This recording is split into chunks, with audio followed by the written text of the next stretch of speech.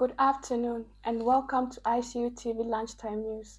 We take a look at the stories making headlines. 2 dead and 1 injured in separate road accident in Lusaka. Choppy's market in Mansa shut down over sewage leak. ZAMSA assures public of steady drug supply despite the 129 million kwacha expired stock disposal. In international news, US and China extend trade truce to avoid traffic hike. In sports news, Zesco Buffalo's women make history in back-to-back Charity Shield triumph, ends Zesco's 34-match unbeaten run.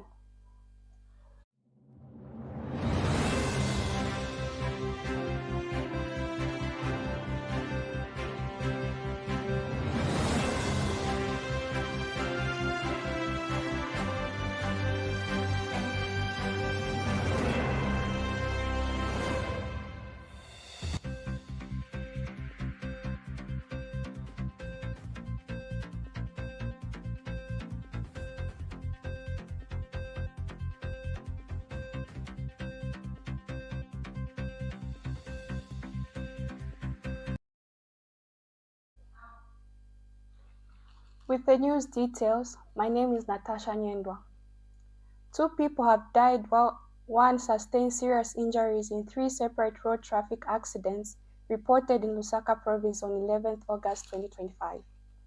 Police assistant spokesperson Godfrey Chilambi explains that in Chongwe, a 16-year-old motorist, Edward Mwelwa, was fatally injured after being hit by an unknown vehicle near the ZNS Bridge along Great East Road. The driver fled the scene and the police investigations are ongoing. He revealed that in another incident in Kabwengwa at 15 miles along Great East Road, a female pedestrian, provided Hamalume, aged 35, died after being struck by a motorbike. Meanwhile, Mr. Chilambe in Matero, collisions between a 2-truck on Mumbwe Road resulted in a pedestrian, Mary Njovu, aged 60, sustained serious injuries and is currently admitted to the University Teaching Hospital. He discloses that both deceased victims have been taken to local mortuaries awaiting post-mortem examinations.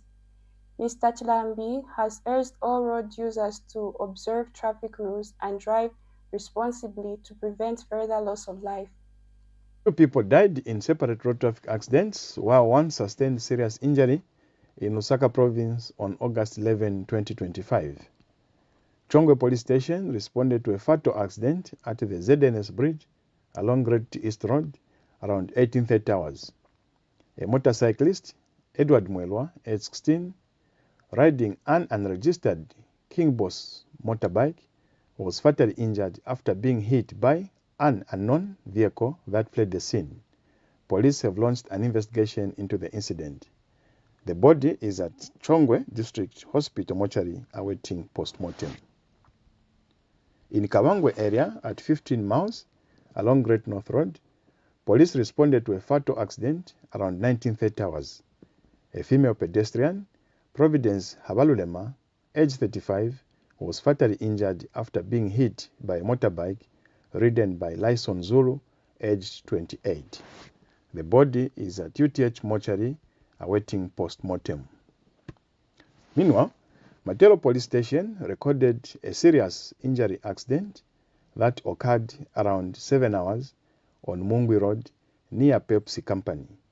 A Dongfeng truck, registration number CAA 7873, which was being driven by Charles Sinyangwe, aged 43, collided with a Volvo truck, registration number BAK 5974, which was being driven by Mishek Mpande, aged 31.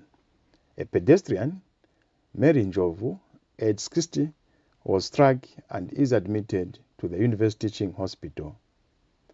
The Zambia Police Service urges all road users to follow road traffic rules and drive safely to prevent further accidents. Authorities in Mansa have shut down Choppy's supermarket after the retail chain failed to address the serious sanitation issues posing a threat to public health. The Mansa Municipal Council took decisive action on Monday following weeks of non-compliance with Public Acts Chapter 295. Health inspector discovered that the supermarket have been discharging raw sewage into open environment due to overflowing septic tanks and a block soakaway pit. The issue was first flagged during the inspection on July 2022. The issue was flagged during an inspection on July 22nd. The supermarket was given a 7-day ultimatum to correct the problem. However, the follow-up inspection on July 30 showed no improvement. After a final inspection on 16th August, the council issued 24 hours enforcement notice, but even then the supermarket failed to act. Speaking to reporters, Mansa Municipal Council Assistant Public Relations Officer Dorothy Ngambi said the closure was necessary to safeguard the community. The council has not indicated when Shoppers Mansa may reopen, but officials say the store will remain closed until all sanitation issues are fully resolved. The Zambia Medicine and Medical Supplies Agency, ZAMSA, has assured the nation that the planned disposal of expired medicine worth 192 million kwacha will not result in storage of essential drugs. Speaking in an interview with Time on TV, ZAMSA Senior Manager for Corporate and Communication, Bradley Chombe, clarified that the medicines set for destruction are no longer usable and do not form part of the country's critical or essential backstock. He said medicine expiry is a normal part of public health management worldwide and does not point to negligence. He cited several causes of expiry, including changes in treatment guidelines, surplus ordering during disease outbreaks, and donation arriving with short shelf life. ZAMSA revealed that the expiry stock amounted to 1.2% of total medicine procurement within Zambia's legal limits of percent per year. Ngombe further assured the public that the agency continues to operate with the World Health Organization safety standard.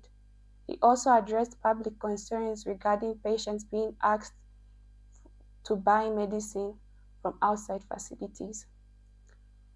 Ngombe reiterated that Zambia has a steady supply of medicine for critical diseases such as HIV, TB, and malaria, challenging the public to bring forward any evidence suggesting otherwise. ZAMSA is now preparing for safe disposal of expired stock and has urged the public not to panic or spread misinformation regarding the availability of medicine. The Lusaka City Council (LCC) has issued a caution to business owners operating along Kazungura Road against the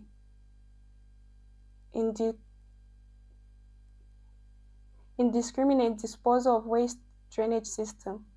LCC Public Relations Manager Ms. Chola Mwamba says the warning follows a spot check by council officers which revealed that some businesses, including car washes, home shops, and welding shops, were disposing a waste of discharging dirty water in undesignated areas. Ms. Mwamba notes that despite the presence of a performance contractor assigned to manage waste in the area, improper disposal practices have continued, posing serious environmental and public health risks.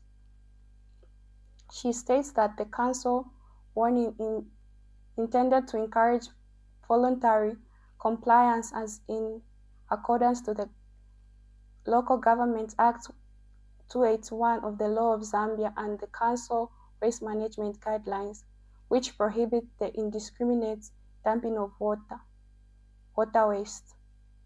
Ms. Mwamba says business owners found in violation of these regulations facing fines and penalties, adding that the Council is urging all businesses along Kazungula Road to adopt proper waste disposal practices and work collaboratively with the local authorities to maintain a clean and healthy environment for residents. The Lusaka City Council has warned and cautioned business owners operating along Kasangula Road to desist from disposing of waste in drainages. During a spot check by Lusaka City Council officials, it was observed that businesses such as car washes, home shops, welding shops have dominated along that road and were posing a great risk to the environment due to poor waste disposal and discharging of dirty water in the drainages. Despite the performance contractors' efforts to manage waste in the area, business owners have continued to heap waste in undesignated places, in particular in drainages. This practice poses significant environmental and health risks, and the council is determined to address this matter. The local authority is emphasizing on the importance of proper waste management practices to maintain a clean and healthy environment. Hence, the council has warned and cautioned business owners along that stretch. Proper waste disposal is crucial in preventing environmental degradation and health hazards. The council urges business owners to work together with the local authority in maintaining a clean and healthy environment for all residents. Now we take a break. Coming up is international and sports news. Stay tuned.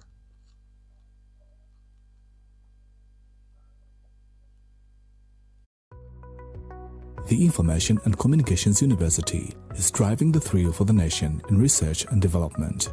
Enroll now for full-time and distance programs in the School of Engineering, Humanities, Business and Education. To apply, visit our website at www.icuzambia.net or call us on +260 211 221 662 or 0966 342 359. Sponsorship is available. Enroll now.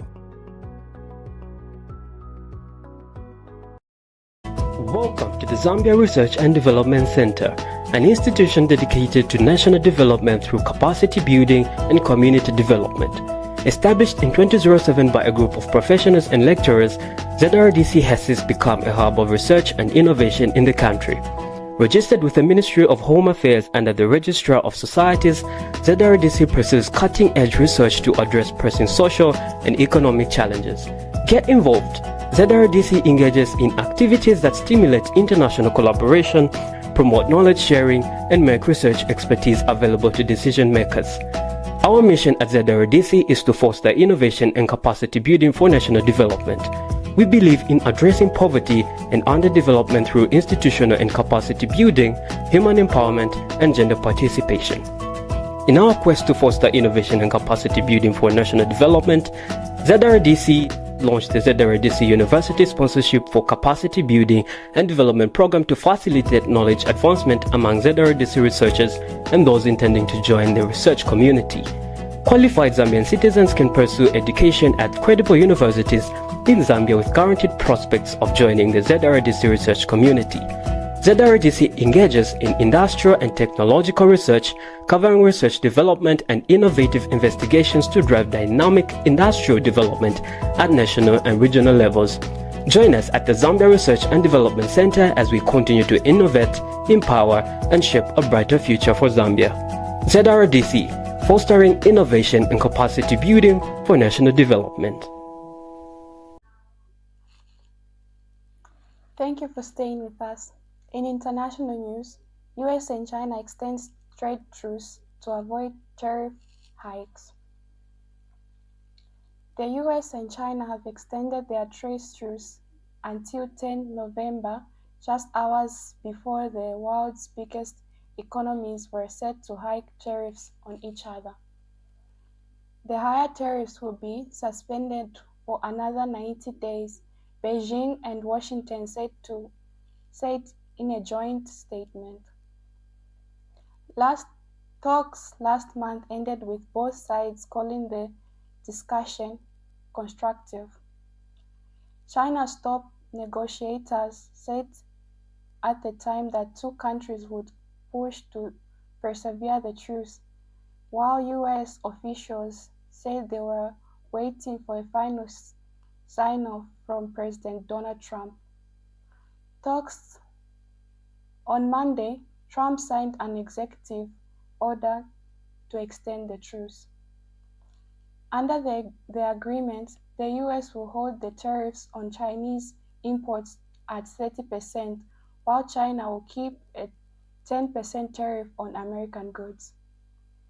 Washington had threatened tariffs as high as 145% on Chinese goods at one point, with Beijing hitting back with 125 duties on US shipments. The rates of both countries were since scaled down after a round of trade talks held in Geneva in May. The White House said the latest truce extension will give more time for negotiations about remedying trade's imbalance and unfair trade practices. We take a short break. Stay tuned for sports news. Welcome to Zambia, a land of breathtaking natural wonders and diverse cultures, home to the Victoria Falls, one of the 7 wonders of the world. Zambia boasts a rich cultural heritage, captivating wildlife and a promising future. Zambia is a nation rich in both history and modernity. In the heart of Zambia lies Lusaka, the capital and largest city located in the southern part of the Central Plateau. Lusaka is one of the fastest developing cities in southern Africa. With a population of about 3.3 million, Lusaka is a center of both commercial and government in Zambia and connects to the country's 4 main highways, heading north, south, east, and west. Lusaka has several. Welcome back, and now in sports news. History was made at Levi Mwanawasa Stadium on Sunday as Green Buffaloes women became the first team to successfully defeat the Caroline Black Label Women Charity Shield. The 2025 edition of Charity Shield introduced a new, expanded 2-day format, and it all culminated in a blockbuster clash between 2024-2025 Super League champions Ndola Girls and league runner-up Green Buffalo Women. In a tightly contested encounter, it was Buffaloes who came out on top, edging Zesco by 3-1.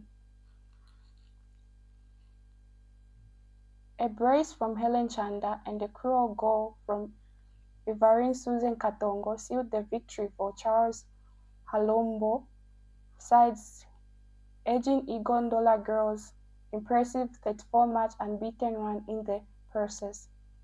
With the win, the Lusaka-based Buffaloes lifted the Charity Shield for a second consecutive year, maintaining their perfect record since the tournament inception in 2024.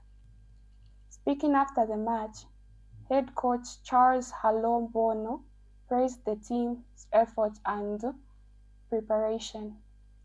Meanwhile, Zesco Ndola Girls coach William Zulu congratulated the Buffaloes and said the match gave his side valuable insight ahead of their upcoming continental campaign. Coach Habalumo also took a moment to congratulate Zesco on their Super League title and wish them well as they prepare to represent Zambia in the CAF Women's Champions League COSAFA qualifiers.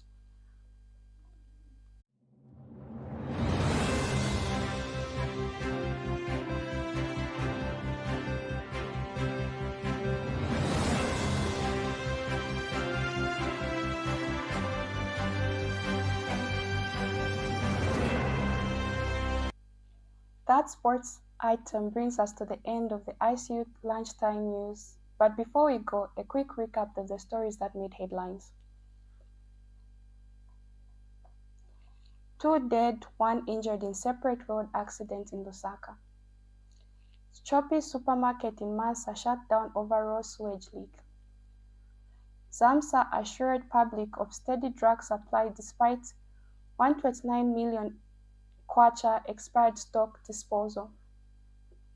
In international news, US and China extended trade truce to avoid tariff hikes. In sports news, Green Buffalo women make history with back-to-back Charity Shield triumph and Jesco's 34-match unbeaten run.